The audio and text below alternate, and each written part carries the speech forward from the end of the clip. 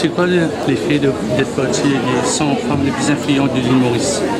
Alors, c'est une très grande fierté d'avoir été choisie, sélectionnée, mais malheureusement, on n'a pris que 100. Je pense qu'à l'île Maurice, nous avons beaucoup plus que 100 femmes. Mais déjà, c'est un commencement. Je tiens à féliciter le professeur Arish Pimmel qui a pris l'initiative d'organiser cette activité, c'est-à-dire de répertorier les 100 femmes les plus puissantes, qui ont beaucoup plus d'influence à l'île Maurice. En tant que ministre, égalité du genre, développement de l'enfant et bien-être de la famille, je suis très contente d'être associée à cette initiative et très fière de voir que c'est un homme qui est derrière cela. Justement, dans votre discours, vous avez dit qu'il faut maintenant de plus en plus d'hommes féministes. C'est une catégorie assez rare. Alors, effectivement, au niveau du ministère, nous avons commencé depuis très longtemps. En début d'année, on avait réuni les hommes parce que nous croyons que pour gagner la bataille de l'égalité du genre, égalité homme-femme, il faut que les hommes soient nos ambassadeurs. Donc nous travaillons sur tous les fronts, du côté de la loi. Vous vous rappelez des 2 lois que nous avons emmenées au Parlement. Nous travaillons avec la société civile, nous travaillons avec mes autres collègues d'autres ministères, mais surtout on travaille avec les jeunes hommes et les messieurs parce que nous pensons que les messieurs peuvent nous donner vraiment un coup de main pour qu'il y ait plus d'égalité dans la société. Je vous ai vu sur quand le vice-président a parlé du rôle de la femme dans la politique et le rôle des leaders. Alors, est-ce que vous vous agréez à ce que le vice-président a dit? Alors, il a dit surtout que la femme est présente dans beaucoup de sphères dans la vie à l'île Maurice, mais malheureusement, nous n'avons pas encore atteint le 30% requis de femmes au Parlement. Bien sûr, c'est avec une pointe de regret que je le dis. J'aurais vraiment souhaité qu'il y ait beaucoup plus de femmes au Parlement, mais je suis sûre, je suis confiante que cela viendra. Parce que déjà, au niveau des collectivités locales, nous avons fait beaucoup de progrès et je crois qu'avec le Gender Caucus, le Parliamentary Gender Caucus qu'on a mis, que Madame la Présidente a mis, avec aussi justement la nomination de la Présidente de la République, avec la nomination de la Présidente du Parlement. Donc pourquoi pas beaucoup plus de femmes comme ministres, comme députés, comme PPS, etc. Petite question politique, le ML a fait une conférence de presse. Est-ce que vous seriez au courant si le PMSD va faire une présentation du bilan des membres PMSD du gouvernement? Alors non, c'est pour vous dire que non, je ne suis pas au courant de la déclaration, de la conférence de presse du ML. Non, je ne suis pas au courant. Sinon, quand même un peu de temps, qu'en est-il du bilan de votre ministère? Alors, effectivement, je peux dire que je suis très satisfaite du travail que nous avons abattu, que nous avons effectué pendant cette année.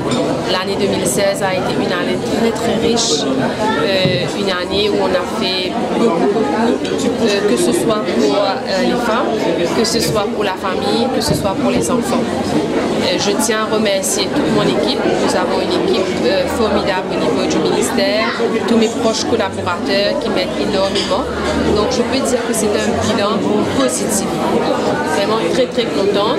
Et nous avons beaucoup d'autres projets pour 2017 parce que nous avons bien fait en 2016. Nous avons l'ambition de vraiment faire encore mieux en 2017. Alors il y a tellement de projets que je peux dire, par exemple le Fact-Finding Committee sur les shelters. Beaucoup de recommandations ont été déjà prises en considération, beaucoup de choses ont déjà été faites au niveau des shelters. Nous travaillons actuellement sur la restructuration de la CDU. Je peux mentionner tous les lois, par exemple PDVA, Okay? La loi sur le National Women's Council. Je peux, par exemple, dire toutes les activités que nous avons organisées, la marche, le Gender Equality Walk. Enfin, on va rester là jusqu'à aux petites heures du matin si je dois vraiment mentionner, dire toutes les activités, tous les projets, tous les programmes, tout ce que nous avons fait au niveau du ministère. J'ai une petite question. Quel est votre message pour les femmes mauriciennes, pour la Noël et pour la nouvelle année? Alors, mon message pour les femmes, puisque aujourd'hui nous sommes à cette fonction, ben, je vais dire à chaque femme mauricienne, vous avez beaucoup de potentiel. Vous avez énormément de potentiel. Il faut croire en vous, parce que moi, en tant que ministre, je crois en vous et je sais que vous allez vraiment briller dans la société. Une dernière question à vous poser. Qu'en est-il du Children's Bill, commission elle-même, des femmes, pourquoi ça bill là?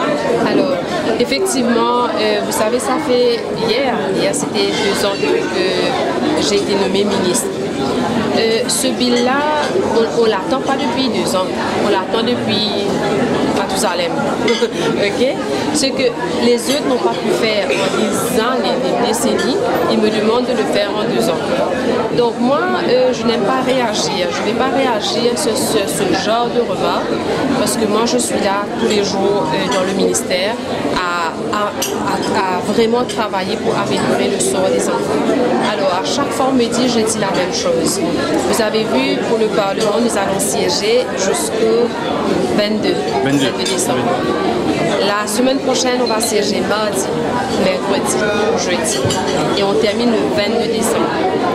Vous avez vu le nombre de projets de loi qu'on a emmenés au Parlement pour ce sitting. Alors, vous pensez que tous les ministères veulent que leur projet de loi soit emmené au Parlement. Déjà pour mon ministère, je viens de le mentionner, j'ai eu 2 projets de loi, n'est-ce pas? Okay? On a eu le Protection from Domestic Violence Bill, on a eu le National Women's Council Bill. Donc, je ne peux pas, comment dire, faire un gourmand, dire, mais aussi passe le Child Protection and Care Act. J'ai dit, c'est une promesse que j'ai faite. Le Child Protection and Care Act va venir l'année prochaine et ça va venir l'année prochaine. Donc, je sais ce que je fais, je sais où je vais et je sais ce que je veux. Ma priorité, c'est les enfants. Il n'y a personne d'autre plus que moi qui tient à cœur vraiment l'intérêt des enfants. Donc, on va emmener le projet de loi l'année prochaine. Donc, ce sera fait l'année prochaine.